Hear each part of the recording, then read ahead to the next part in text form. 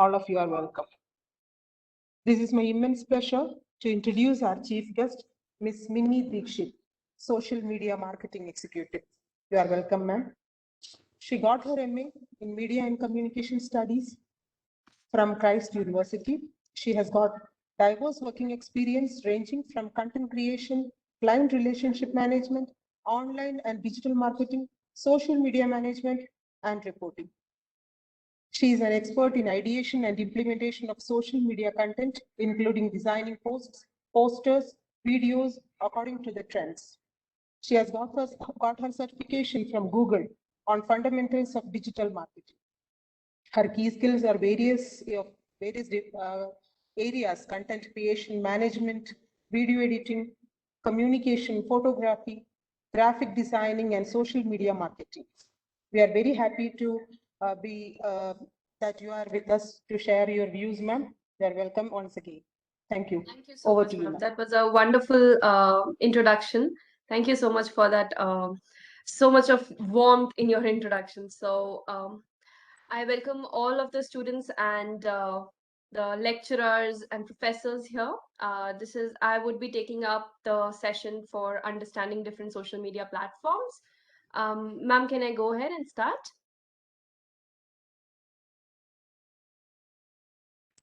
Ma'am, you can start. Okay, sure. So we will go through a brief history first, and then the types and the uses, advantages, disadvantages. I would keep it very simple so that everyone can understand. Please note down your questions, and I would be very happy to answer all of the questions at the end of the session. So I will share my screen and we'll start.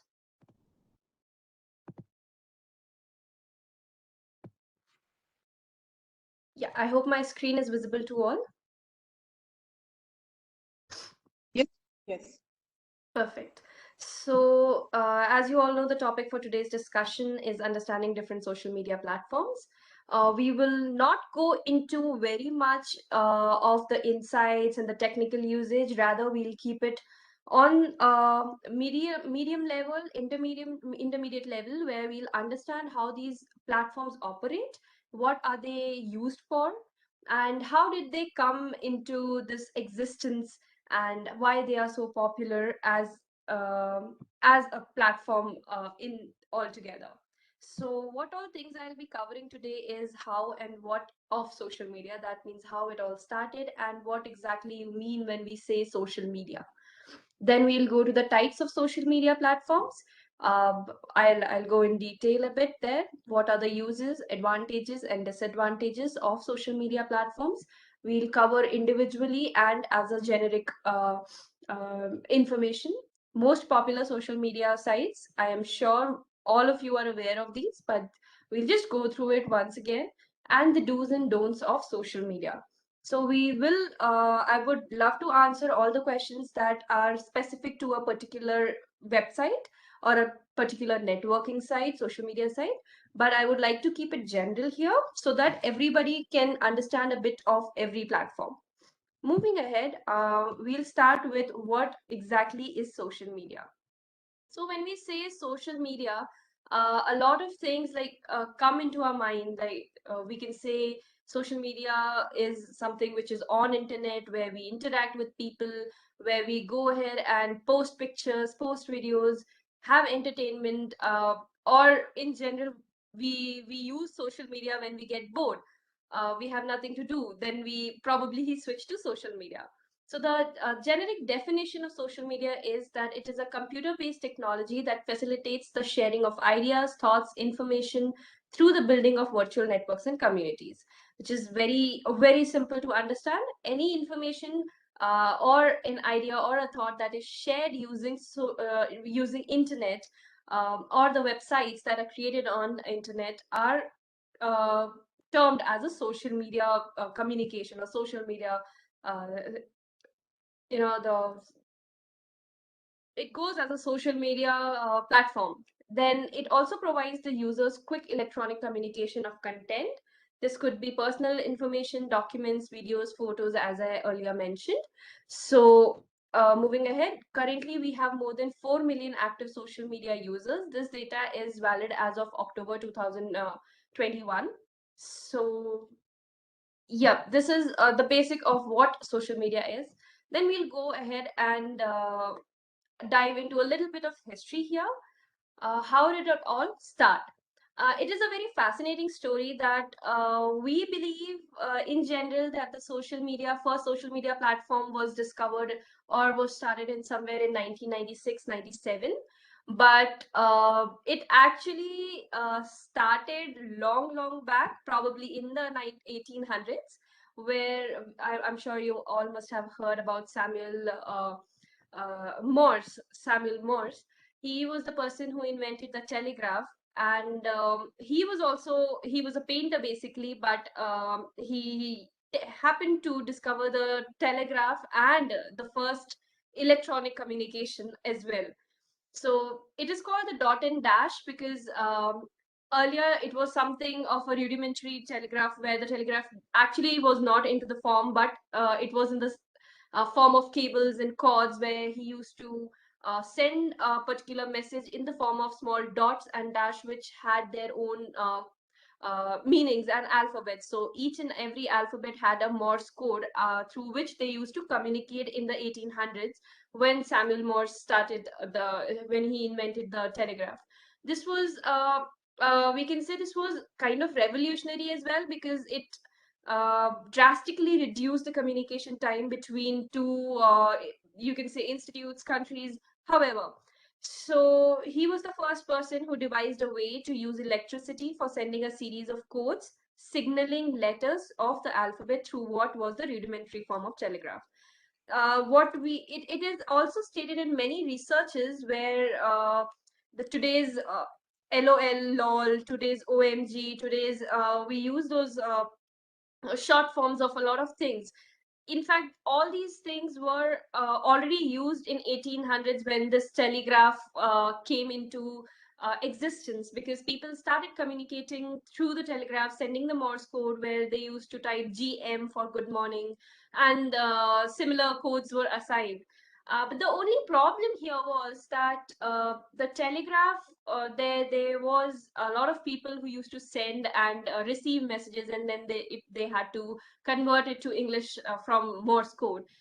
So it was something which was not personal. It was something which everybody was able to, like it was a huge room where a lot of coders and decoders were sitting, where they could decode the messages and send it to the respective people.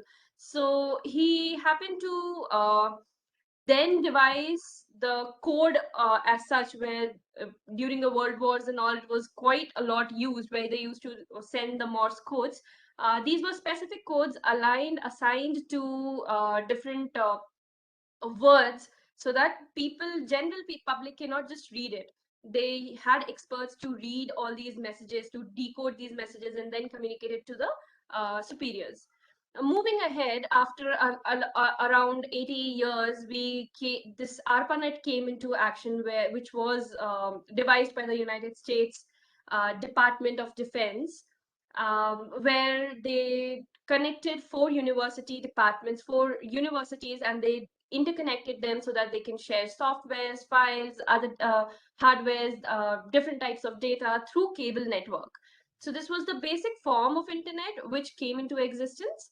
Then finally in 1987, the precursor of today's internet came into being, which was called as NSF NET, which is National Science Foundation Network. This is more of a national level network which was spread across.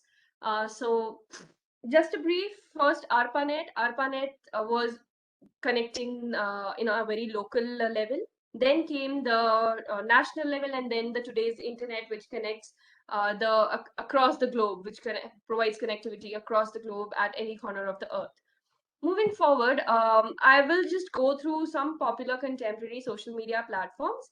I'm sure everybody has already, they are already aware of it, but just we'll go ahead with and have a look at all of these platforms.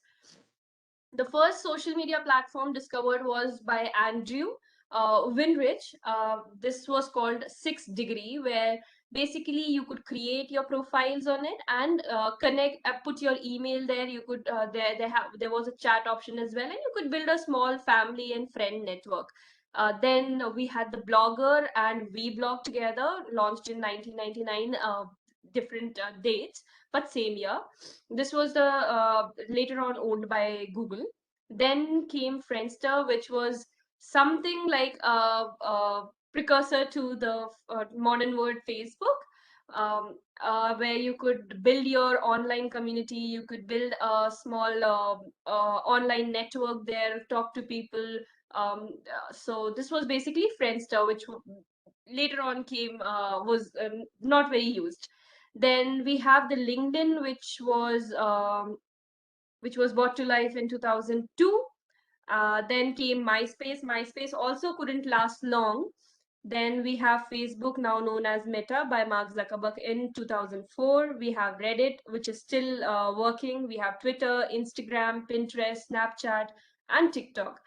So we can see that the first few social media networking sites were not very much are not existing in today's world, because most of them are either taken over by other companies or have been converted to different uh, to satisfy different needs of the users in today's world. And that is very important, for because see, technology is upgrading day by day, so everybody has to keep up to the demands of the user, keep up to the demands of the audience, so that they can provide the right data and information to them to be used frequently. um, yeah, so we'll move ahead and we'll go to the types of social media platform. So the types here, which I have made, we have 7 types of social media platforms based on the users. So what type is it is based on the users, how the user interact with it, and why they are used for. So as you can see, social media may take the form of a variety of tech-enabled activities. These activities include photo sharing, blogging, social gaming, social networks, video sharing, and much more. So it's like I have just divided it on the basis of what type of content goes in, what type of information does a user wants when they go to a particular website or to a particular um, social media platform. First is the networking sites. These networking sites are most common and the most easy to use, because we can see there are a lot of researchers which state that even 14-year children or 12 years children can use these social networking sites, because they're interactive. They are very interactive and very easy to use. And this is not just about the children, but we have seen a lot of old generation, the elderly generation, to be coming ahead and trying to use these platforms, which are basically for networking purpose. Now, this networking could be on a very personal level or on a professional level. When we say that it is on a personal level, we mostly got on Facebook, where we were initially, it was made to connect with your friends, connect with your family members, stay in touch, and so on. But now we have different uses. It has grown to not just being a personal thing, but where businesses can also come in, and people can have discussions, people can have groups, people can share their thoughts, they can give their opinions. So similarly, it has developed to a platform which is kind of an all-rounder for all kinds of needs, to satisfy all kinds of needs of the user. So in social networking, first was Facebook. Twitter also is a social networking site. Why? Because uh, uh, you have this follow, unfollow, retweet kind of pattern, which we can see in a lot of sites now and a lot of platforms now on, where you can just go and click on follow to a person you like, or your thoughts, your ideologies match to that person's ideology, and you would like to see more of it, then you just go and click on follow. And that's how you build your network. If you are more interested, if you have something to share, you just tweet, you just post it as a story, as a normal post, and so on. So same, the motive for Twitter is different, where we can use just where a person can just have a word limit, and they have to specify to the word limit, and they cannot post a long paragraph or so. But it is for general saying out your opinion loud, is what we can say in easy language. When it comes to LinkedIn as a social networking site, it was basically built to help people, or build a network where people are more into the career side, where people are looking for jobs, or they are looking to hire people, or on a very professional level. So if you have to build a professional network, you have to go to LinkedIn. You can say the characteristics of these three platforms, why I specifically chose these three platforms to be in the social networking sites, because Facebook is like one of the most used, and Twitter is also very commonly used among, I would not say all, but yes, among journalists, among people of some power. They prefer using Twitter because it's short, easy, and it is quick. And then LinkedIn, because all three have different characteristics, and all together being in the same group, all have a tendency, all provide you a platform to connect with people, to build your own network. At the same time, the uses of all three platforms is different. As I said, the characters of all three platforms is different. Facebook stays on a very casual level. Twitter goes into a little, it could be diplomatic, it could sometimes go into the casual part. Some people would just randomly share a picture which is not very appreciated until and unless it has some context. While Facebook, randomly anybody can post anything, and you get you kind of get what you were looking for, the kind of engagement.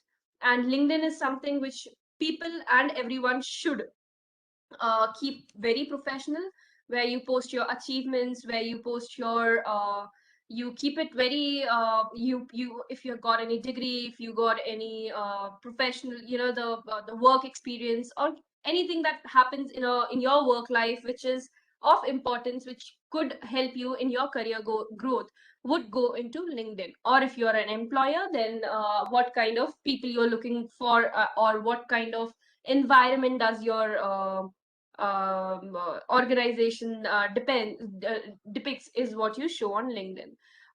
Next is the social review sites, which are like Yelp and TripAdvisor.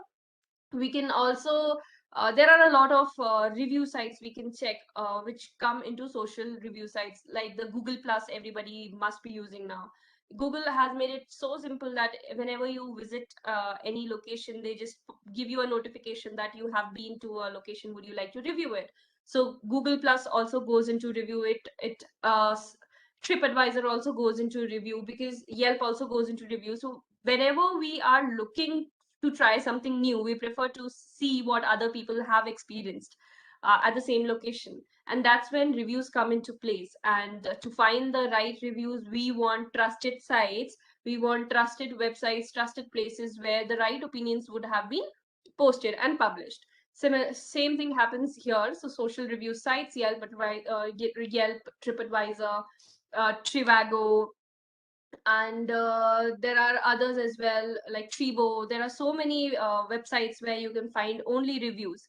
So therefore these are kept into the social review sites type. Next is the image sharing sites, which are Instagram, Pinterest, Snapchat, and I am sure there are a lot of more websites, platforms which I have missed, but these are the most commonly used and the most popular ones. Why image sharing worked is a question which normally pops up.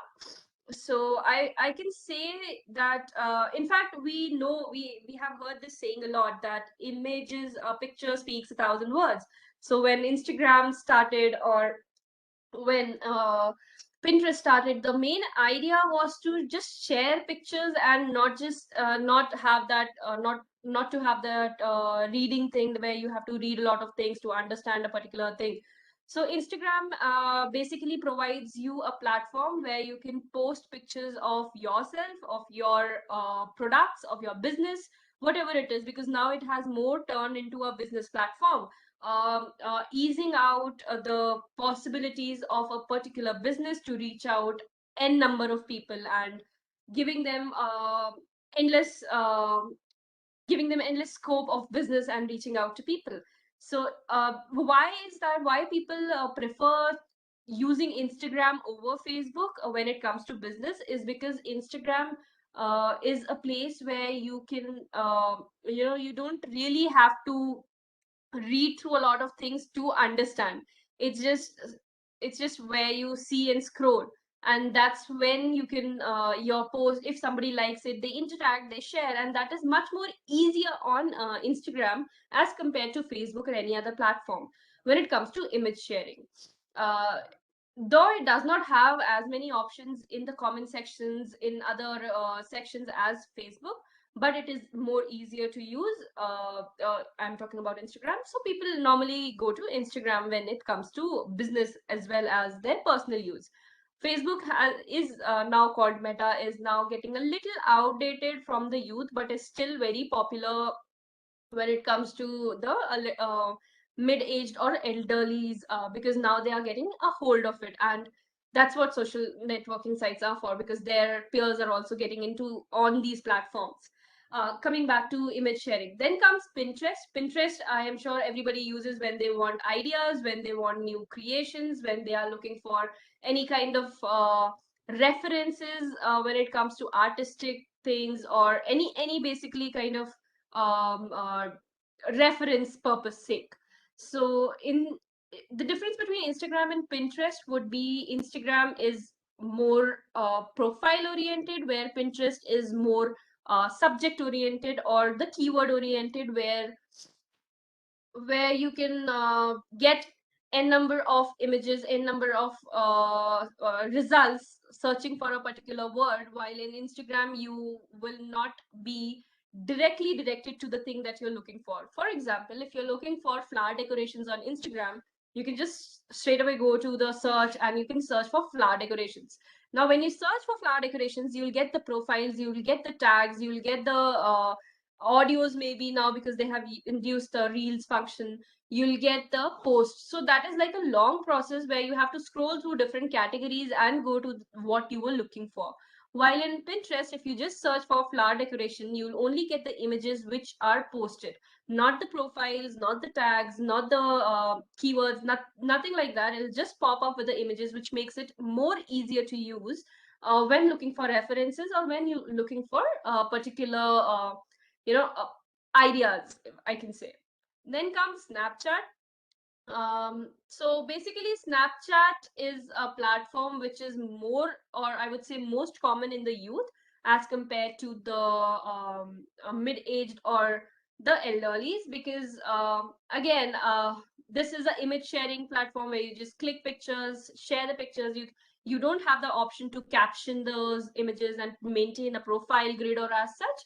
This is more of one time view, and uh, then that's gone. So it's something like that, where you create memories and you get it saved in your own phone rather than sharing it on or with different people. If you share it with different people, it'll be like one time view. And again, these all three platforms, Facebook and LinkedIn, have now started the story function, which is there for which is like 24 hours you can view a particular post or picture. So that is the third thing. Next is the video hosting sites. TikTok is the one which has to be mentioned here, because this was the fastest growing video hosting website. YouTube is there. I'm so sorry for the spelling error there. We have YouTube, we have Vimeo, we have 100 of other short video platforms. There are local platforms like Chingari, we have Takatak, we have MX Player, we have a lot of video sharing platforms. Now, what these platforms do is they caught a very useful insight from the consumers, that the attention span of today's audience is very low as compared to what it was in the early 2000s. It has reduced to 3 seconds or less when scrolling through a particular social media uh, platform, or while scrolling through a page on internet. It has reduced to less than 3 seconds. To cater to this need, how anyone can basically deliver their message in less than 3 seconds, these short video platforms were made, where you can post videos less than 10 seconds, less than 15 seconds, sometimes up to 30 seconds, but not more than that. What is the advantage of the short video platform is that a person doesn't have to wait, like on YouTube they don't have to wait till the end to know what happened. Everything is delivered quickly, everything is delivered in a very compact way, where we don't really have to use our brains much to understand what is happening in a particular video. YouTube again remains the most used social media platform. Still, it is like for past 2 years, it has been the most used social media platform. Where now they have integrated quite a lot of features, like you can also post images there, you can post stories, you can maintain your personal grid. But the motive of YouTube was solely to be a video hosting platform where people can create their profiles. They can upload videos of different lengths, of different categories, of different genres, targeting different audiences and their needs. Depending on what type of audience you want to cater, people create their content, people post their content, and then share their content. So TikTok, Vimeo, Chingari, Takatak, all these platforms have a limitation of the length of the video, which is less than 1 minute. The video should be less than 1 minute. Earlier it was 30 seconds, but now they have increased it to 1 minute. Though TikTok is no more used in India, it still continues to be the most used short video platform across the globe. Then on YouTube, there is no such cap of the video length, where you can post a video of 30 minutes, 30 hours. It's totally up to you. On these different video hosting websites, the thing which is common is the interaction with the user. Now, all these platforms have started providing a similar kind of interaction, where like double tapping is the like. You can simply comment on anything. You can pin your comments. You can pin the most liked comments. You can like somebody's comments. So they have made it very easy to use, and they have kept a few we can say few things common in all the platforms, so that people are more engaged. They engage with different type of content more. Then comes the community blogs, Blogger, Tumblr, and Vblog, and other platforms as well. So the main motive of these blogs was to give out the information which you were not able to include, or you were not able to put in your other social media platforms like Facebook, which were lengthier. First point was that you have to describe it in a detailed way. Second, it may not require pictures. Third, it is on a, we can say, on a little serious note, not serious in terms of the tone, but in terms of the presentation. We prefer, whenever we read a blog, whenever we read something on the internet, we prefer, we take it as on a very serious note, or maybe it is more, I can say, it has more weight to it as compared to any other platform, or the information present on any other social media site. For example, if we read something on Facebook that somebody eating almonds is good for health, for example, we just read this on Facebook that eating almond is good for health, but how do we justify it, or how do we check that this is true or not? We go to the search engine Google, we type and we search for blogs or the news articles. News pages also have their own blogs where they write day-to-day information. The motive of blog was to log your daily, when it started, log your daily things like you used to write on a paper, but on internet. So that's how the blogging started. But now it has different uses, and mostly it is used for infotainment purpose. where people share information as well as a bit of entertainment is also attached to it. So that is the fifth type, which is blogs and community blogs. Then comes discussion sites like Quora, Reddit, where you ask people some questions, they answer to the same, and you get to create your own small circles where you can have discussions, where you can host different types of we can say debates, and we can share your ideas. We can also interact with people, but the catch here is that you don't really have to identify yourself. You can just use a random username and be there. You don't have to identify yourself as such. You can be an anonymous user as well, and be a part of discussion, which is not possible in any of the other platforms. Be it the image sharing or the social networking, you need to have an account which is, you can say, a kind of uh, a genuine account, which most people prefer. But it has its own pros and cons. People tend to create different types of accounts and misuse it. So that's a different discussion altogether. The last is the sharing economy networks, which is where it's more like a service provider kind of thing, where there is a service which somebody has. They put their service on a particular website, and it can be used by different users, paying us a fee.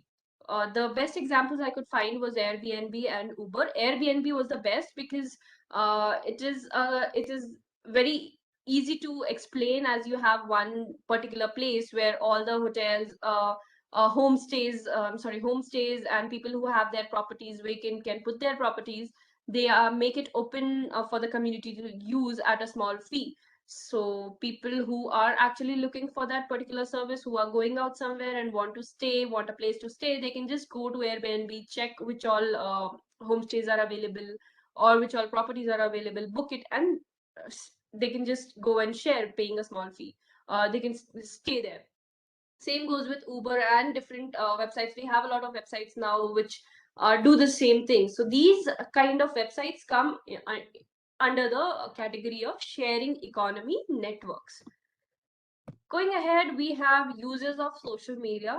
Users differ from different people and different organizations, your needs, your goals. And we have to keep all these things in mind before choosing a particular platform for our thing of whatever we are trying to post or whatever we are trying to communicate to the people. So I just put it into 3 points for easier explanation.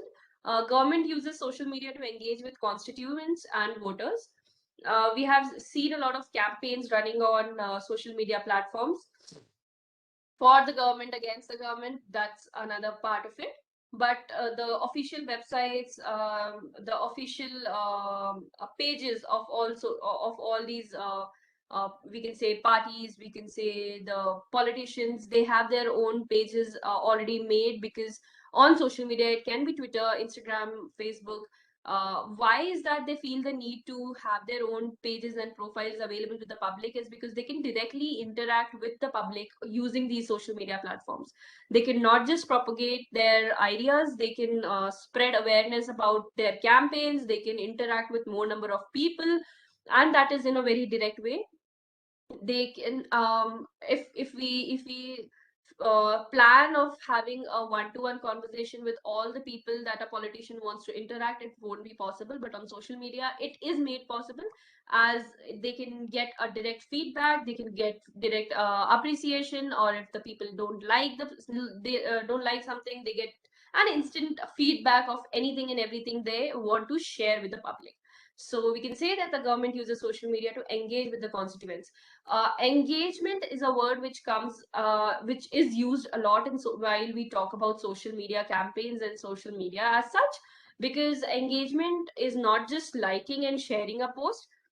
Excuse me. Engagement also means that how much time a particular user is spending on your page or on your post.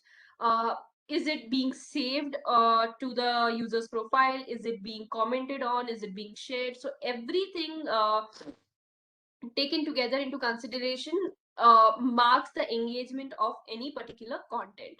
It's not just that I got 100 likes on a photo and that's the engagement. We don't clarify, we don't justify engagement like that.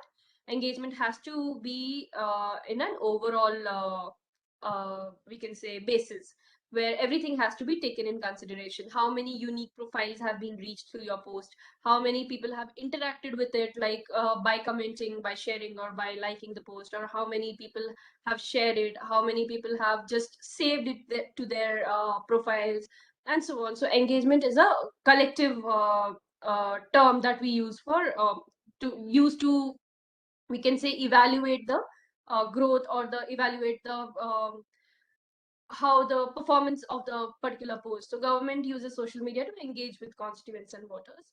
Second, if we are individual users, we may use it for different purposes, like keeping in touch with friends, family, finding career opportunities like we do on LinkedIn, finding people across the globe with like-minded interests, like on Instagram, like on Facebook. We have a lot of we can have a lot of discussions and debates on different new platforms, like we have Discords, we can share um, n number of things with people, and we can join different groups like on Telegram.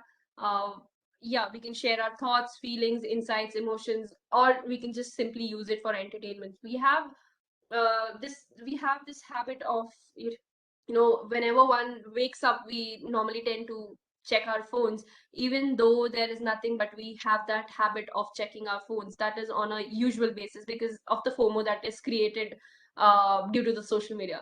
So in for individual people, the uses may vary from what they want, from what they desire, from what their goals are. Then companies, coming to the companies and the business perspective, I'll be discussing that in detail in the next slide. Companies use different platforms to find and engage with customers, drive sales through advertising and promotion, gauge consumer trend, and offer customer service or support. So we have seen a drastic increase in social media profiles of businesses. It could be of brands, it could be of different small businesses, it could be just simple selling and buying pages, reselling pages. That is because see, MNCs, or be it any business, that these particular social media profiles pages make it very easier for them to interact with their consumers directly. Now that does not mean that if your excuse me, if your pizza was delivered late, or if your pizza was not we can say not hot or not warm, you can complain to it on their websites. We have seen this trend that people have started complaining on their social media platforms instead of their websites, because social media platforms tend to give a quicker response, as people and their team and the brand's team is always ready on the social media platform, while on website it may take up to 24 hours to 48 hours, depending on the brand's availability and their policies and different things. So we tend to choose, like I gave the pizza example, we tend to choose the social media platform to engage with the company directly, and same goes with the company vice versa, where the company can directly engage with their customers, because they know that each tweet, each reshare, and each post tagging them could lead to their it could be a positive publicity, or it could be a negative publicity. You never know which post will go viral when, with what tags. So these companies or any brand takes any comment or any complaint as such very seriously when it is posted on a social media platform rather than on their website. Because again, on website, if you post, it will go to their inbox, it won't be public, it won't go into their page, and hundreds and thousands of people won't be able to view it. While on social media platform, if somebody has kept their profile as uh, the universal thing, as they have have kept their profile open for all, any post that they make tagging them, it would be visible to hundreds and thousands of people who are added, not added, or whoever the post reaches through the hashtags. So this was how a brief of how companies can use. They also have this, companies also use it to generate different kinds of sale and promote their sales. You must have seen a very good example is that nowadays they have started using these coupon codes where they generate specific coupon codes for social media users only. And that has resulted in quite a success, as people normally just swipe. It's like a swipe up thing on Instagram. I'm sure all of you have seen that, where brands have a particular coupon code. You can just swipe up from the story, go to the website, paste the coupon code, and instantly you get a 10, 15, whatever percentage of discount is. So that is one more reason why companies use social media platforms, because it makes it very easy for the user to shop or to interact with their main website. Yeah, and also they could study the consumer trend through social media, and what kind of people are, like, what kind of people are interacting with their website, what kind of people are interacting with their page, how many are liking it, how many are going to the website actually through social media. Are they buying? Are they not buying? Or why are they not buying? Is there any comment that that could be of useful information for them, like somebody's commenting something. They have endless possibilities here of knowing the customer better, and until and unless you know the customer better, you won't be able to design or sell the product better. So this was from the company's perspective. Now we will dive a little more into the business and creator point of view. How what are the advantages and what are the disadvantages of social media? Coming to advantages, as I mentioned, a business or a creator can reach to a very large number of audience, which would would be very difficult to reach if we were using the traditional forms of media, like the newspaper or the television, where we can expect that we are reaching a lot of people, but nobody can count that yes, this was an actual real advertisement where we reached so many people or not. There's no, you cannot count it, you cannot evaluate the performance. But on social media, you have the option to go and reach large number of audience. You can do it organically, you can do it inorganically, you can choose the right platform depending on the needs, and then you can target the audience specifically through that. Now when we say choose the right platform for the right target audience, we have to keep in mind what are the goals of our campaign, or what do we want to achieve out of a particular post. If we are talking about a creator who creates small video, like a TikTok creator is what we can say, or a reel creator, someone who is into the entertainment thing and likes to create short videos, uh, why TikTok would be the right platform? Because people who want to see those short videos are already available on TikTok rather than on Facebook.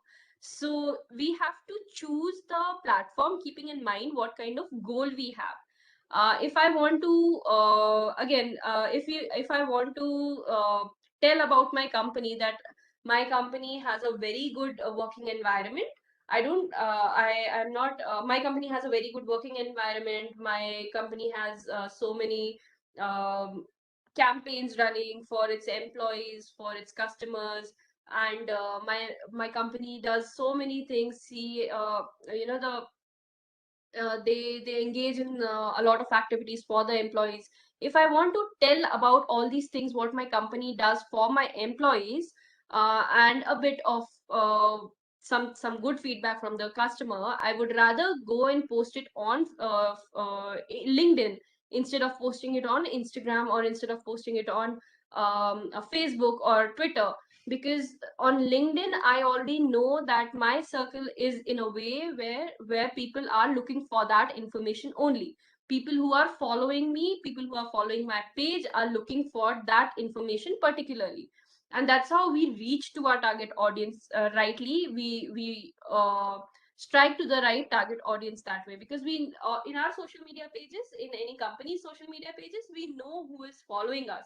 And if somebody is following us organically, it is because they like, or they at some point, at some place, their thoughts and our thoughts match, and that's why they are already following us. That's how we reach to number of people. which makes it more important for a creator or for a business owner to create content which is more relatable to the audience. Um, I have mentioned direct connection with the audience, which I have already described. Now, create organic content. What do we mean by organic content? Organic content is where something which is new, which is fresh, and which is not copied, which is not done before, and is not paid for.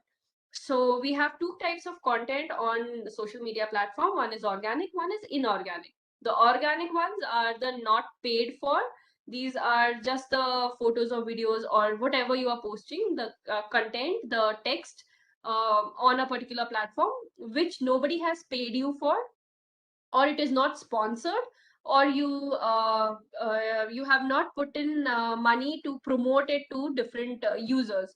It is just there because you wanted to post and you have not invested any money on it.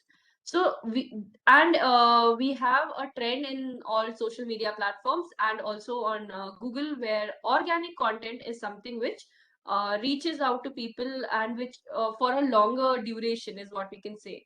Organic content, if it has started creating some engagement, it will stay there, and it is like a gradual growth that your page will see, be it on Instagram, be it on Facebook or on Twitter.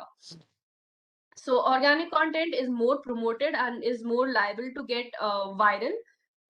Promoted, the inorganic is the advertisements that we see will never go viral, because the algorithm is such that it only picks up the content which has not been created before, the words, the keywords which have not been used before.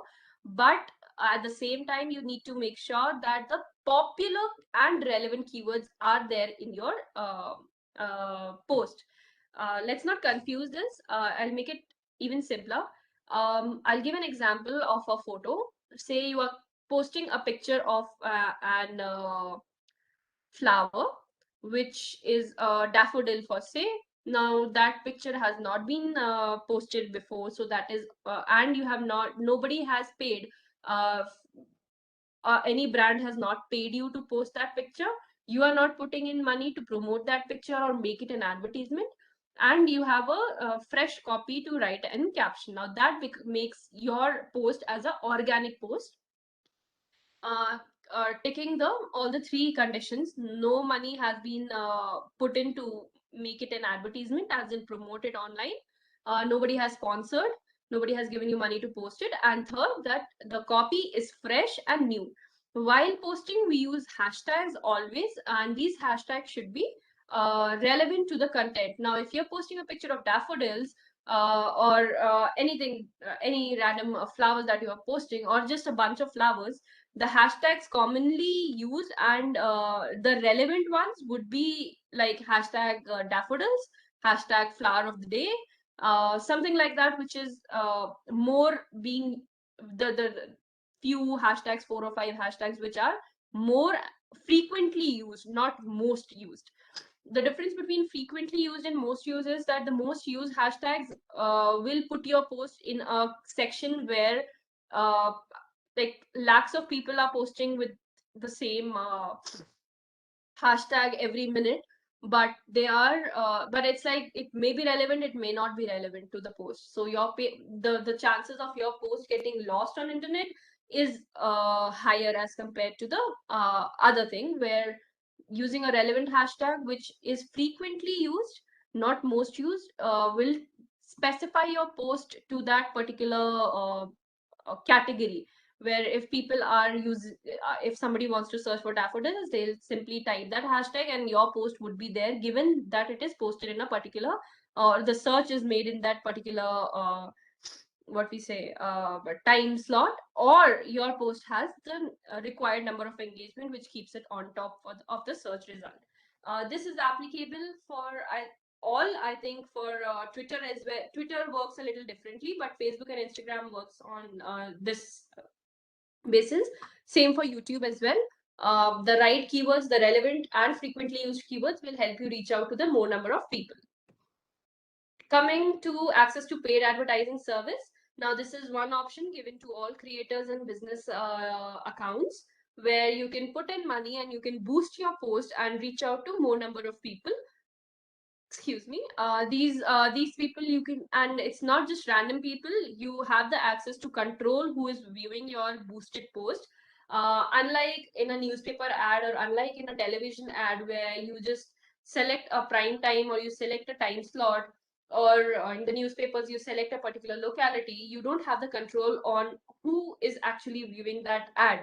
It could be a 5-year-old kid, it could be a 60-year-old grandmother, but on the social media platforms such as Facebook and YouTube and Instagram, even on LinkedIn, you have these options to control who sees your boosted post. When you place an ad, you get all the options to select who your target audience would be. Your target audience would be the people you want to engage with, your potential buyers or your potential customers. So you can specify them with the demographics, their age, details, their likings, not likings. You can all specify each and everything and reach out to the specific people, to the relevant people. I would give an example. We used to place a lot of ads while I was working in a company for pets. So it made it so much easier with all these business tools, is what we call on Facebook. There are so many business tools that you can specify who exactly is viewing your post and who would possibly engage with it. While placing an ad on Facebook or Instagram, you get an option to choose the goal. If you want to, the goals could be if you want to engage people with your post. Now, when I say engagement, again, it comes to showing people who tend to interact with a particular post more as compared to other people. So it will first filter down the people who are potentially going to engage if your goal is to create more engagement. Further, you can also filter it to people with their demographics. Like if you are a local seller, you can choose, like if you're in Bangalore, you can choose only Bangalore, or you can choose nearing cities and towns and select that. Further down, you can narrow it down. Like if say I was placing an ad for pets, so I would select pet owners. I would select in my category, it would be people who have earlier engaged with pets photos and videos, who tend to show a tendency of liking, or who are already following a particular pet page. I can go in this depth and I can choose and pick exactly the target audience that I was looking for, and make sure that my post, my product reaches to the right people to create the desired awareness, or the goal, as in to create more number of sales, or to create just the engagement, or just to create awareness, whatever my goal is. So, and this paid advertising service does not cost as much as the traditional advertising service. In our traditional if you're paying for you, first of all, you cannot count if you are paying for 1,000 people, or you just pay for the demographic on the demographic basis. But on your social media platforms, you can choose if you want to show your ad to 1,000 people, if you want to show your ad to 1 lakh people, to potential, how many, what would be the audience, how narrow it down, and then pay for it, which will be comparatively very less as the traditional media advertisement. Then there is an opportunity to build your brand for creators and business owners, because you have different options. I will stick to Instagram here because it is more easier to understand here, because on Instagram you can use your color themes to create a particular profile grid. You can choose your brand tone there, and you can make it very casual, you can make it on a professional scale, or you can post just the customer reviews, you can post just about the products, and you can actually build your brand slowly while you have actual audience interacting with it, actual real audience interacting with it and liking your brand. So you create awareness, you create more desire in the people to interact with that brand and to purchase, or if you're a creator, to engage. Then comes drive traffic to your website. As I have already mentioned, social media platforms now have started to link your website with your social media profile. So very simple example would be if you have Facebook page, if you have or if you had a Facebook page, not the profile but the page option, you could see there is a clear option where you can just mention the profile under your page. You can mention all the details about your business, including the location, the categories of products that you serve or the service that you serve, or what are the prices, what is the if you have a website, you can just put it in and it will redirect any customer or any potential viewer to your website. Same on Instagram, you can mention your website on your description or your stories, you can link it there. So it makes it very easy to for a customer, for a audience to go to your website and see what is going on through a social media, rather than going to Google and typing your website and then going on it. So why it drives more traffic is because, first of all, you're engaging with a lot of people. Second, it is easier to use and easier to go to the redirect to the website. People always this is a classic thing, that people always want things to be easier. They would never go for a longer path. They'll always want a short and simple solution to their thing. Now, you can, as I mentioned, you can also evaluate your brand's performance, given the insights and everything is while you're creating a post or while you're creating an ad, you get all the insights which include how many people have interacted, how many people have not interacted, how many people have skipped. Everything in detail is mentioned on your social media platforms. There are only three disadvantages which I could figure out. I would love to hear from you all if there are other disadvantages as well. First is the negative feedback. If there is any negative feedback or a negative comment or a negative review, it brings down the rating and the credibility of your service. A good way is to tackle with these negative negative feedback is to reply to it rather than skipping or deleting that particular comment or the feedback or the review. Because when you reply to it with a clear justification or with a clear explanation of that error, you tend to be more humane in interaction, because on social media platforms we need to understand that we are interacting with people and not with robots. So we have to make it more human, and people should feel that yes, there is a person sitting behind and they are answering, and they are accepting their fault, or they are giving a justification, or they're giving a clarification for the same. Skipping the negative comments or deleting the negative comments makes it more obvious for people to leave your brand and go, because it doesn't build credibility. If somebody is apologizing for a particular negative remark or a negative comment, then definitely it brings a kind of credibility and trust, we can say. Next is the potential for embarrassment. This is because there have been a lot of cases where brands do not research about the hashtags being used or a particular topic, and they just randomly use it. One such hashtag was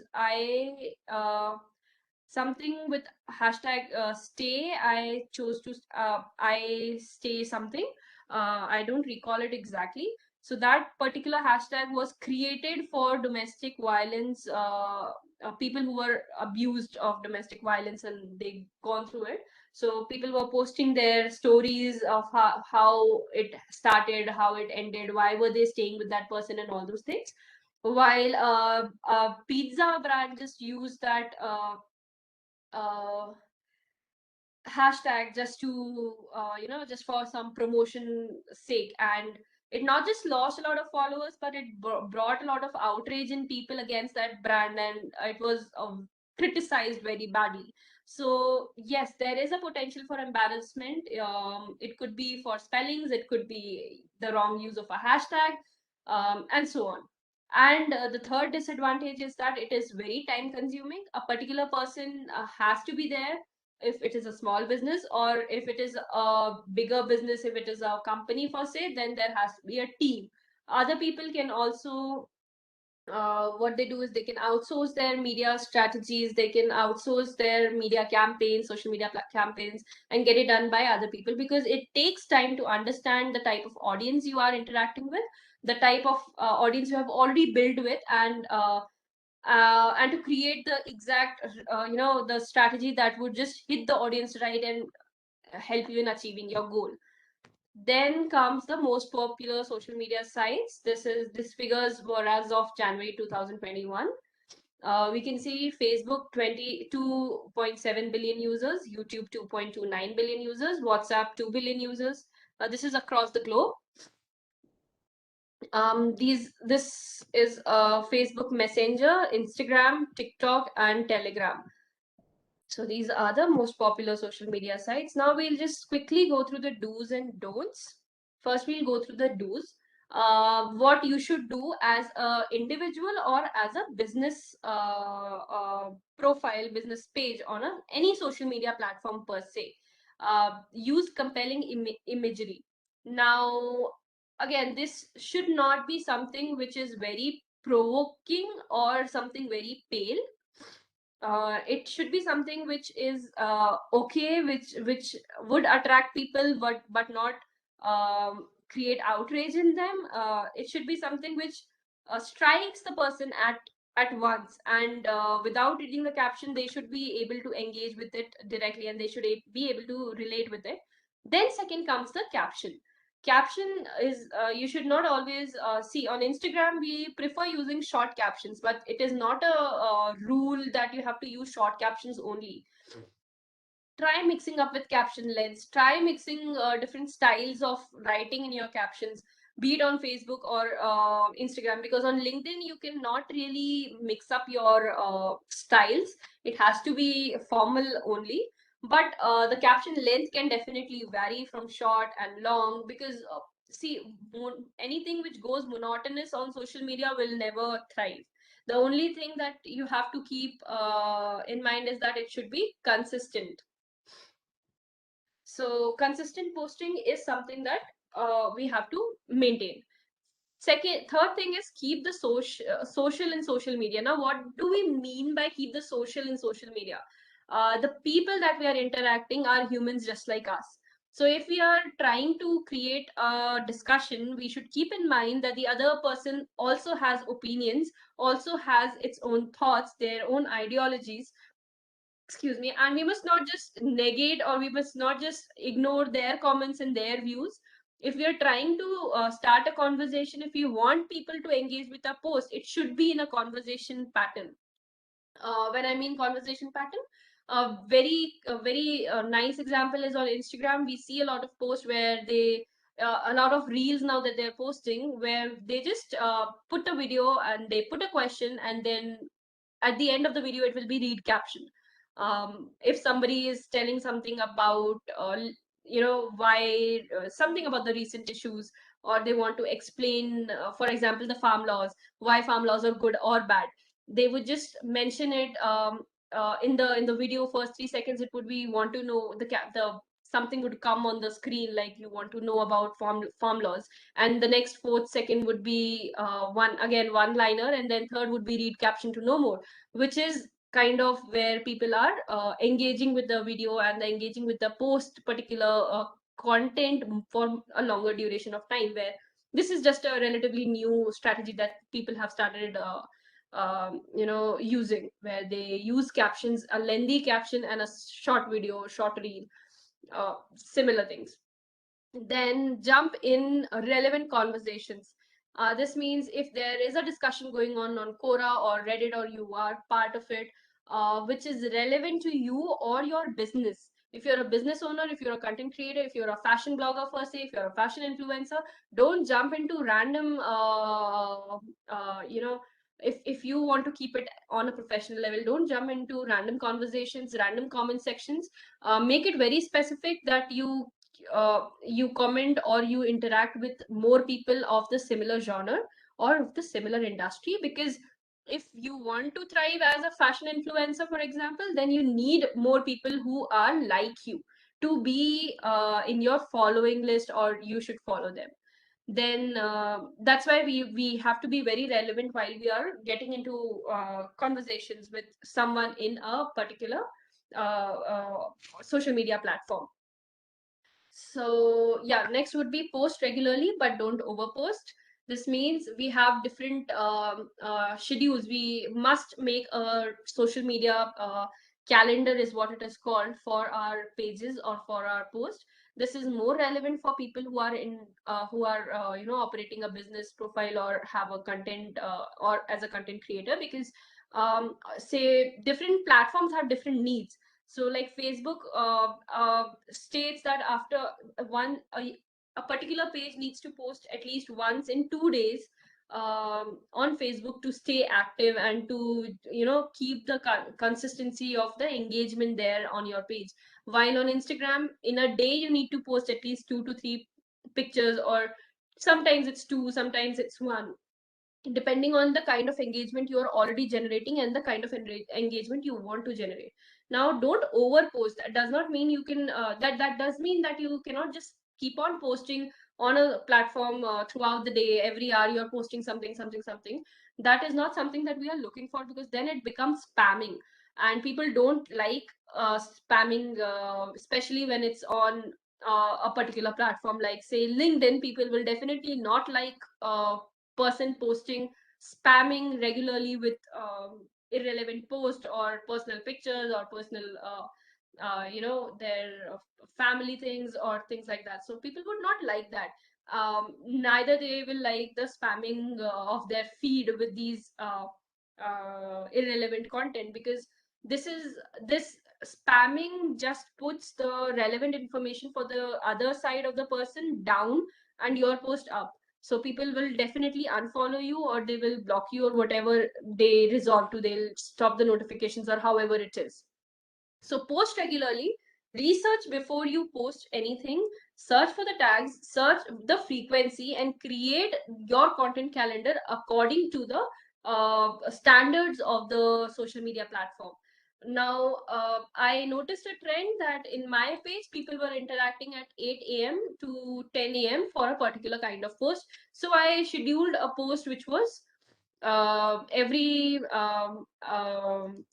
every day at 9 a.m. there would be a post that would be a kind of motivational thing. So once I realized how I could reach this conclusion is after I saw the insights, and that's how I posted. Now this motivational thing every day morning would be consistency and not spamming.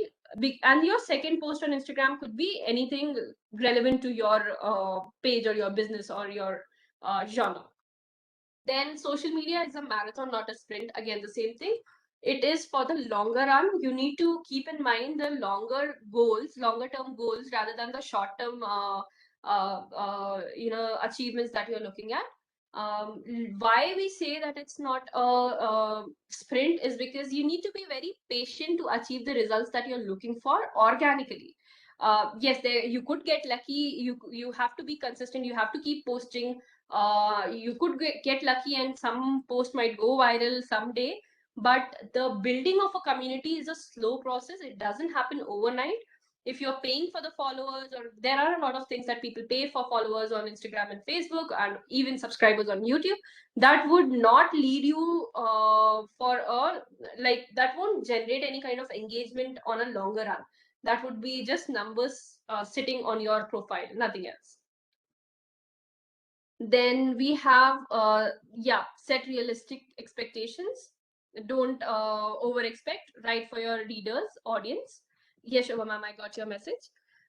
Okay, write for your readers and audience. You know your target audience. You know your the people who like your post, as in their likings and your likings match. So write for them. Think before you post. Don't mix business and personal. This is an important point if you are a business or a content creator, because you need to keep both the things separate. Then share stories on your business's social channel. Now stories are it could be small anecdotes, it could be your customers some reviews, something good that happened with your business, something bad, some experience that you encountered as a content creator. It could be anything, and that should go on your page. Then what you should not do, don't go hashtag crazy. Don't overuse hashtags. Don't put 30 15 hashtags. That is outdated now. Don't veer off brand. Don't overuse, don't skip your color codes, don't skip your color palettes. Be in your brand's feel and your brand's tone always while you're discussing with your whenever you're interacting with the audience. Don't post copy with grammar spellings mistakes. Always cross check your spellings. Don't drink and post, of course, so that there are no blunders. Then don't do all the talking. Let the audience talk to your brand, talk about your brand with other people. Let them share. You should be the one who just starts the conversation and just leaves it there, so that there are people who take it forward. You should not be the one who is as a business or as a content creator who is uh, talking about themselves, because that doesn't give a right impact. Don't feel the need to jump into every trending conversation. As I mentioned, keep it relevant to your genre. Don't try to be everywhere and do everything. Be in your business genre. Keep it simple. Keep it, just stick to the uh, lines of your the genre of your business, the category of your business. Don't ask too much of your followers. Don't, as I said, don't expect a lot from your followers, because they may not engage with your post, depending and that you can only find out once you start posting and experimenting with different kinds of posts. Don't ignore questions, comments, and messages from followers. Always respond to them. Always reply to every single comment. And don't replace human interaction with marketing automation, as there are a lot of automated replies that you'll get instantly from any Instagram or Facebook page. Don't rely on them. Prefer replying to each and every comment or each and every message on Facebook, Instagram, YouTube personally, because that gives a human touch to it, and helps the person who commented on it feel like they're interacting with a human and not just a robot. So yeah, that's it from my side.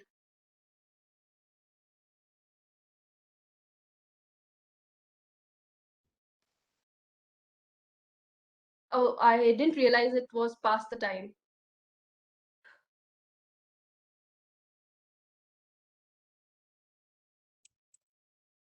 Thank you so much, ma'am. It was a wonderful session on social media platforms. Thank you so much. Now I would like to call upon Mrs. Vijay Lakshmi D, Assistant Professor in Department of Indian Languages, to convey our vote of thanks. Thank you.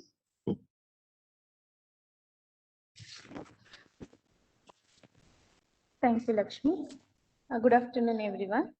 On behalf of Ramaya College of Arts, Science and Commerce, I would like to thank our Day 3 speaker, Ms. Minnie Dikshit, for making an excellent presentation and making this FTP meaningful and interesting. Thank you, ma'am. I thank everyone for taking the time to be a part of this FTP. Thank you, Vananda. Thank you so much, ma'am, for making me a part of this lovely session. Thank you. It was my pleasure to be a part here, and I'm really sorry I didn't see the time. It was quite past the time. I'm sure there would be some questions that people wanted to ask. Yes, ma'am. WebEx, no, it won't be continue for a long time. Right. Okay. Thank you. Right. Thank you. Ma'am, it Thank was you. really such a informative session, ma'am. It was awesome. Good preparation, Mini. Thank It you. was awesome. Thank you so much, ma'am. Thank you. Leave कीजिएगा Mini. Don't Yes. exit. Yes. Okay. Leave the lead me. क्योंकि अभी भी chat box में feedback form है. Okay.